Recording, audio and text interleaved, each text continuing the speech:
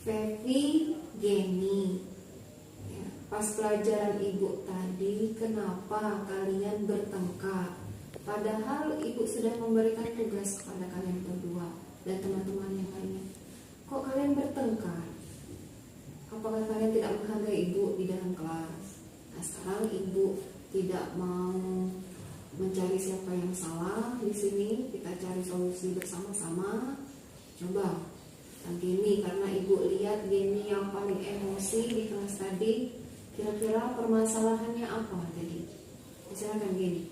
Pepi mencuri makanan saya, Bu. Saya sebagai teman merasa tidak dihargai karena dia sudah mengambil makanan saya tanpa izin saya. Oh gitu ya? Iya. Mana Pepi? Benar? Iya, Bu, benar. Aku ambil makanan Geni tanpa izin Geni, Bu. Kenapa bisa begitu? Kenapa Pi?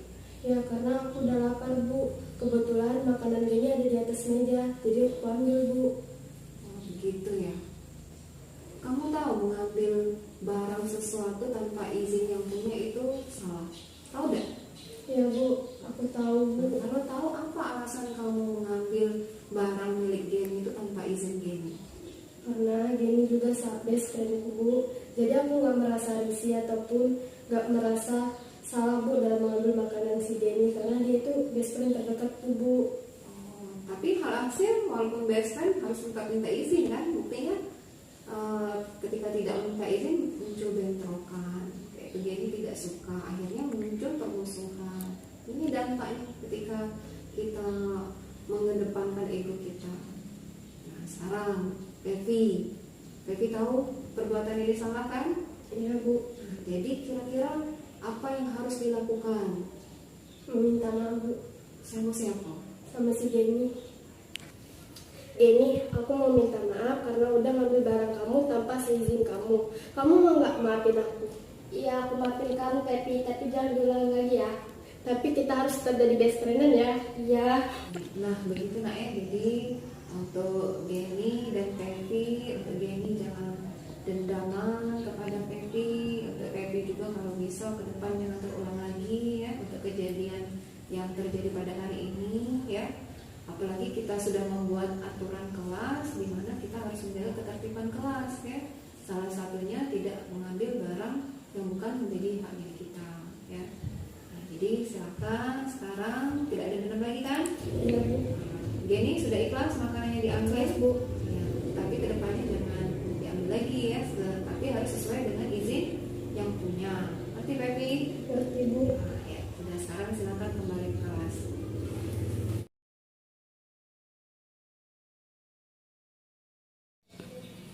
Gimana Tasya?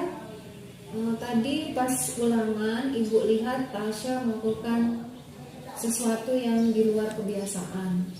Ya, ibu lihat Tasya membuka buku padahal saat itu saat ulangan. Ibu di sini tidak mau menghakimi ya. Kita cari solusi sama-sama. Ibu yakin Tasya memiliki alasan tertentu ketika melakukan kesalahan itu. Kira-kira Tasya melakukan apa tadi? Tasya pas ulangan tadi, Bu, menyontek jawaban dari buku, Bu. Kenapa bisa mencontek? Ibu tahu Tasya ini orang yang pintar, yang mau belajar. Kok bisa mencontek? Ya, soalnya Tasya bingung, Bu, mau tahu soal jawabannya di mana, Bu. Oh, gitu ya. Jadi alasan Tasya mencontek itu apa sih? Alasannya, Bu, karena Tasya tidak belajar semalam, soalnya ngantuk, Bu. Seharusnya kalau tidak belajar ya tidak usah perlu mencontek, tinggal lihat deh hasilnya. Kalau misalnya jawabannya salah, nilainya kecil. Nah, tapi ibu sadar pasti Tasya ini memiliki alasan tertentu. Kok bisa mencontek? Karena ibu yakin Tasya ada hal yang ingin digapai. Kira-kira apa Tasya? Ya, Bu, karena saya ingin mencapai nilai tertinggi di kelas saya, Bu. Kalau nilai rendah kan saya malu, Bu. Saya malu sama orang tua, Bu. Jadi Tasya sadar. Jadi seharusnya kalau ingin dapat nilai tinggi, seharusnya gimana? Seharusnya Tasya belajar giat Bu untuk mendapat nilai yang tinggi. Jadi Ibu berharap Tasya ya, ini yang terakhir. Tasya sadar kesalahannya? Iya Bu, sadar. Nah, apa yang harus diperbaiki ke depan? Belajar lebih giat dan bekerja keras untuk mendapatkan nilai yang tinggi. Alhamdulillah ya, karena di kelas kita ada kesepakatan kelas, siapa yang berbuat curang akan dikenakan sanksi, termasuk mencontek ketika ujian ya. Dan Ibu berharap Tasya mengambil hikmah atau manfaat dari peristiwa ini dengan tidak melakukan kesalahan itu lagi. Setuju? Setuju. Deal? Deal. Ya, terima kasih. Kembali ke kelasnya. Ini komisi Bu. Ya.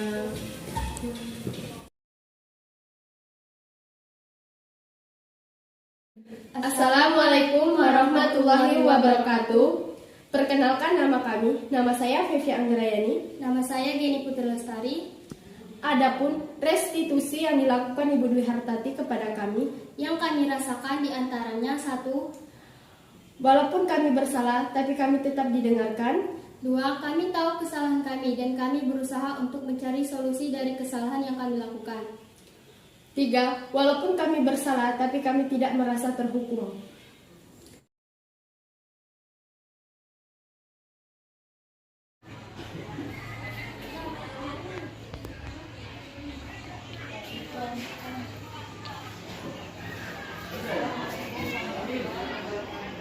Waalaikumsalam warahmatullahi wabarakatuh.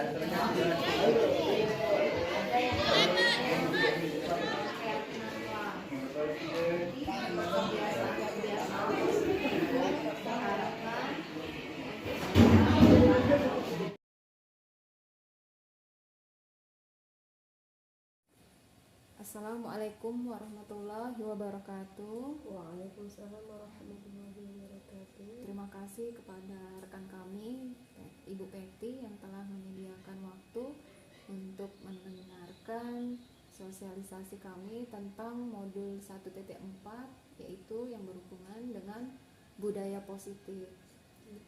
Di sini kami dalam pelatihan pendidikan guru penggerak itu ditugaskan untuk memberikan sosialisasi, berbagi dari materi yang kami pelajari, kami terima, dibagikan kepada guru-guru yang ada di sekolah.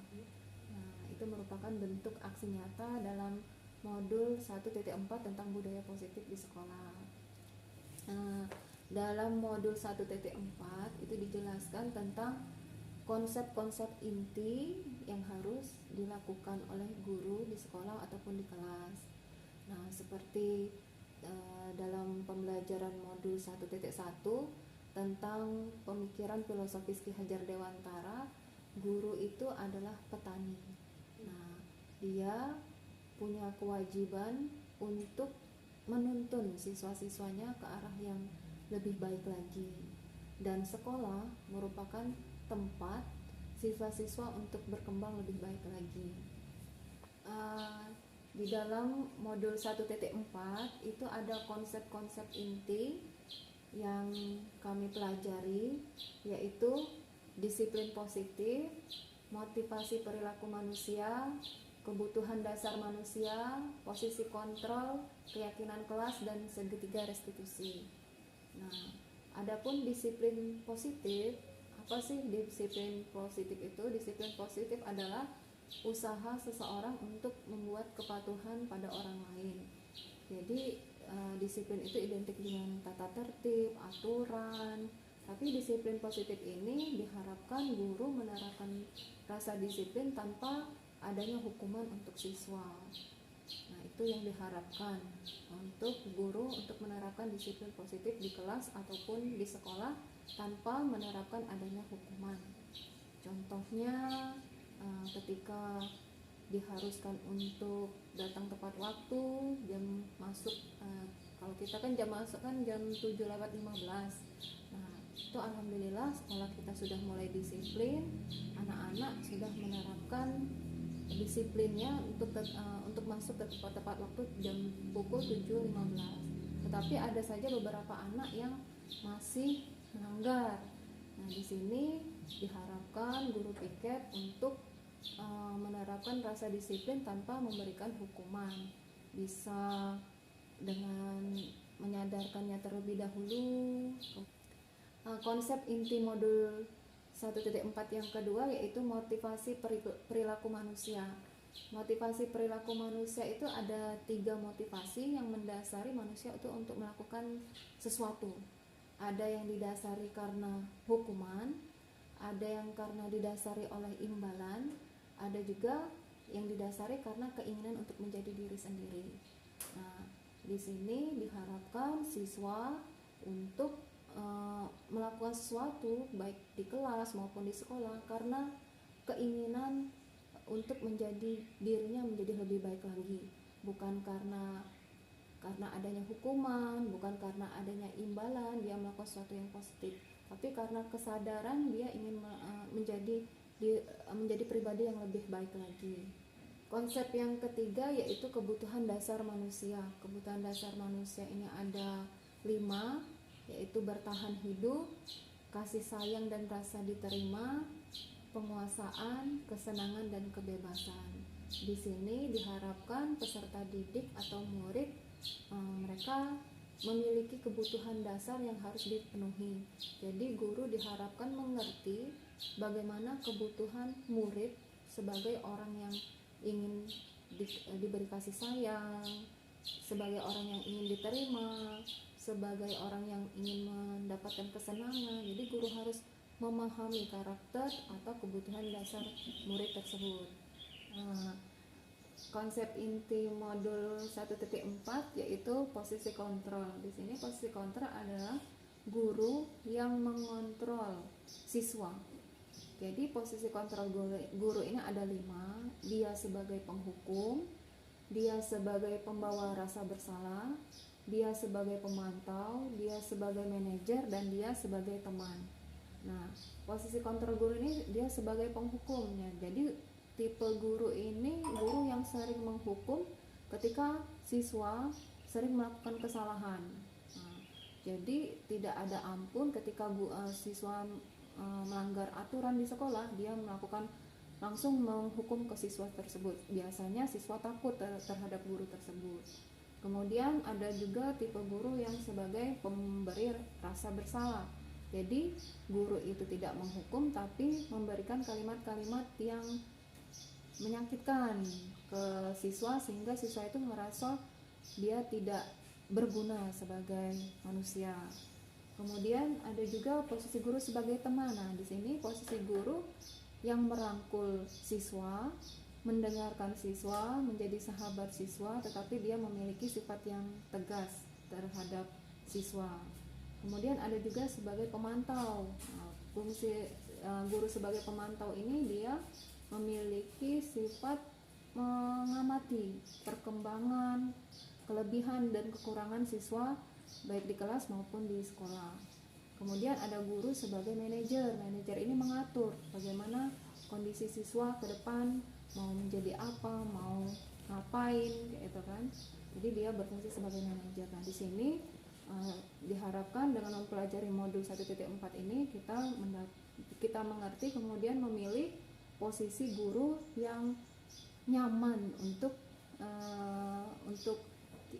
kita bisa meningkatkan kemampuan belajar siswa. Mungkin posisi kontrol Bu ya, Bu Sarifah ya. Posisi kontrol sebagai pemantau, juga posisi kontrol sebagai teman. Yang kelima adalah keyakinan kelas. Konsep keyakinan kelas ini adalah beda dengan aturan kelas. Kalau aturan kelas itu bersifat sebagai perintah, jadi memerintahkan siswa untuk melakukan sesuatu. Biasanya ada hukuman ketika melanggar perintah. Tetapi keyakinan kelas ini dilandasi dengan kesadaran siswa untuk menaati aturan-aturan yang sudah diyakini oleh kelas. Contohnya siswa meyakini akan tanggung jawab, kedisiplinan, terus gotong royong. Contohnya ketika piket kan, jadi siswa ikut bergotong royong.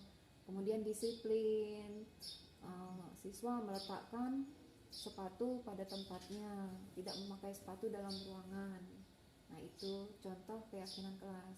Jadi keyakinan kelas itu dibuat dalam kesepakatan kelas, bisa dibuat oleh siswa, bisa juga dibuat oleh guru. Terakhir, konsep yang keenam yaitu segitiga restitusi. Segitiga restitusi ini ada segitiga yang harus dilakukan oleh guru untuk menangani siswa-siswa yang bermasalah.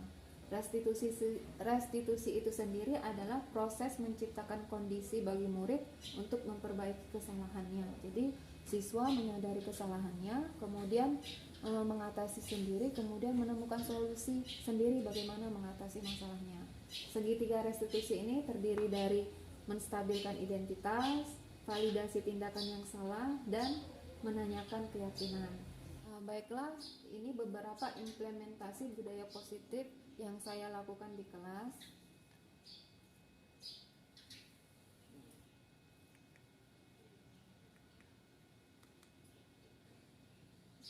Yaitu disiplin positif. Di sini disiplin positif saya mengajak siswa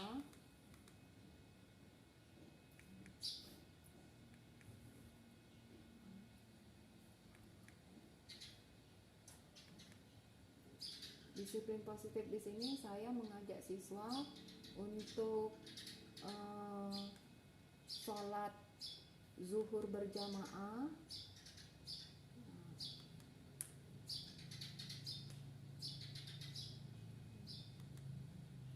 Alhamdulillah sudah dikerjakan setiap hari dari Senin sampai Kamis.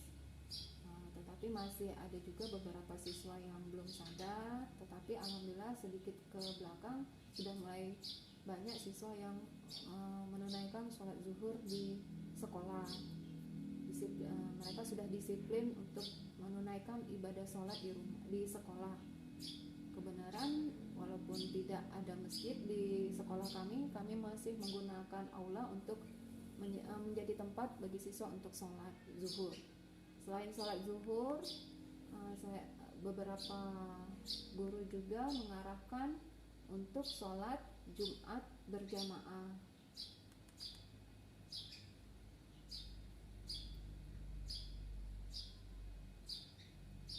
Bukan sholat Jumat.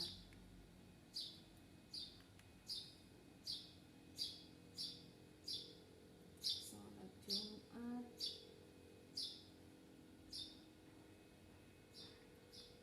tidak terbuka mengenai sholat Jumat.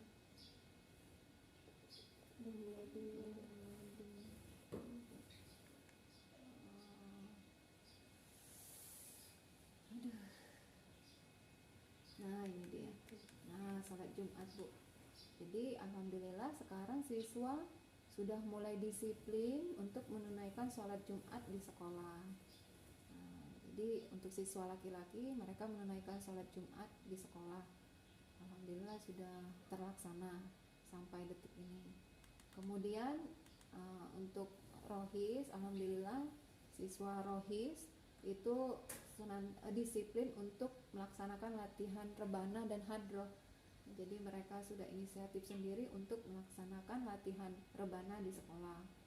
Nah, itu salah satu contoh implementasi disiplin positif di sekolah. Kemudian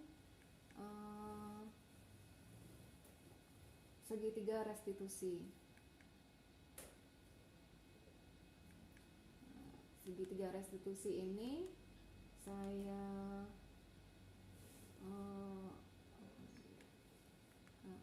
sudah lakukan dengan beberapa siswa. Ini hasilnya.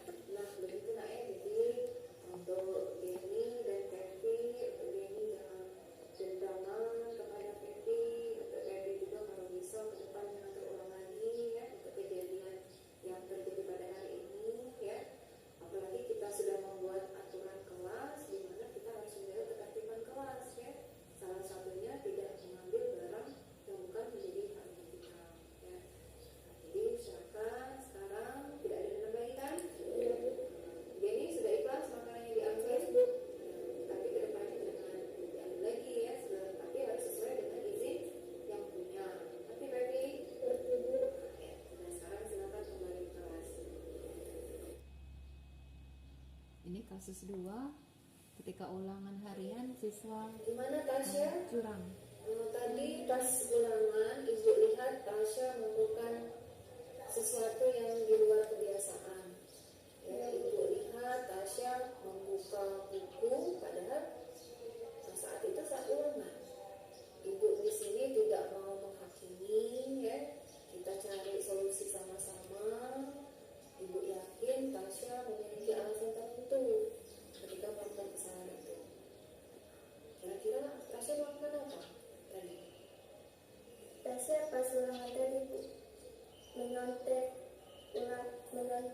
jawaban dari buku.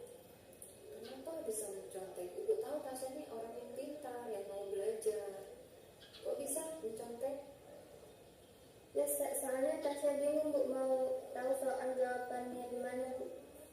Gitu ya. Jadi alasan Tasya mencontek itu apa sih? Alasannya Bu, karena Tasya tidak belajar semalam, soalnya ngantuk Bu. Seharusnya kalau tidak belajar ya tidak usah terlalu mencontek, tinggal lihat hasilnya. Kalau misalnya jawabannya salah, nilainya kecil. Tapi ibu sadar pasti Tasya ini memiliki alasan tertentu kok bisa mencontek, karena ibu yakin Tasya ada hal yang ingin digapai. Kira-kira apa Tasya?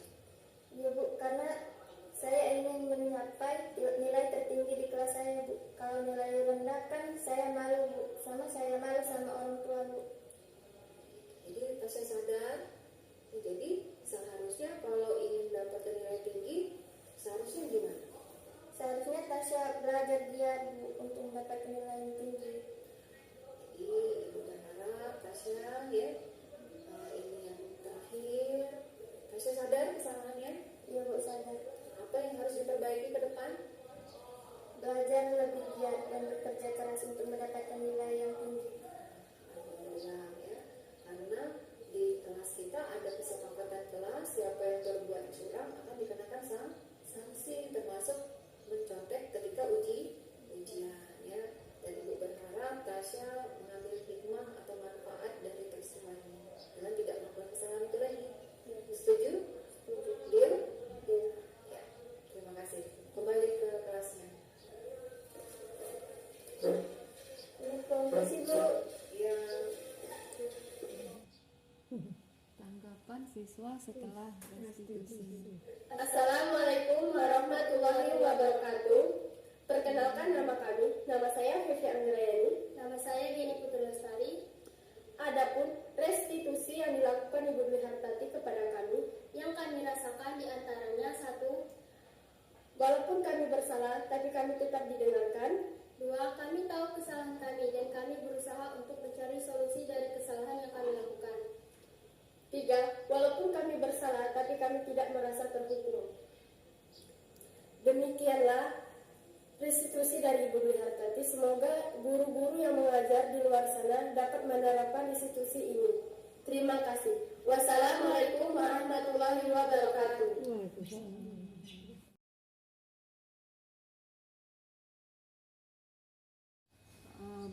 Ketika saya menerapkan budaya positif ini sekitar di bulan September, saya merasa kesulitan sekali untuk mendobrak kebiasaan-kebiasaan siswa yang kurang disiplin. Toleh sendiri ya ibu-ibu ya, jadi siswa kita ini memang kurang disiplin, tapi saya berusaha untuk menerapkannya dan alhasil siswa sedikit banyak mau berubah dan mau menuruti apa yang saya perintahkan. Pelajaran yang saya ambil dari budaya positif yang saya terapkan di sekolah, saya lebih berani untuk untuk membuat suatu perubahan, terutama di kelas. Tapi kalau di sekolah saya belum berani gitu. Kemudian untuk siswa saya juga, saya lebih punya cara banyak untuk menghadapi masalah-masalah yang dihadapi oleh siswa. Untuk kedepannya mungkin saya akan mengajak rekan-rekan semua untuk menerapkan budaya positif ini, baik itu disiplin positif, keyakinan kelas, atau segitiga restitusi untuk kita terapkan di kelas ya. Rekan-rekan semua ya, mau kan? Demikianlah rekan-rekan sekalian, itulah budaya positif yang berusaha saya terapkan di sekolah, baik itu segitiga restitusi ataupun disiplin positif. Ada juga keyakinan kelas. Saya ucapkan kepada rekan-rekan sekalian, karena saya ucapkan terima kasih kepada rekan-rekan semua ya, karena telah bersedia mendengarkan pemaparan saya pada hari ini, dan kami berharap ya kita berusaha bersama-sama saling bahu-membahu untuk bisa menerapkan budaya positif di sekolah kita. Amin. Mudah-mudahan contoh-contoh yang kami buat bisa kita terapkan juga untuk rekan-rekan semua, untuk kita aplikasikan ke siswa-siswa SMA Negeri 5 Pramamuli sehingga sekolah kita menjadi lebih baik lagi. Nah, demikianlah saya akhiri. Wabillahi taufik wal hidayah. Wassalamualaikum warahmatullahi wabarakatuh. Waalaikumsalam warahmatullahi wabarakatuh.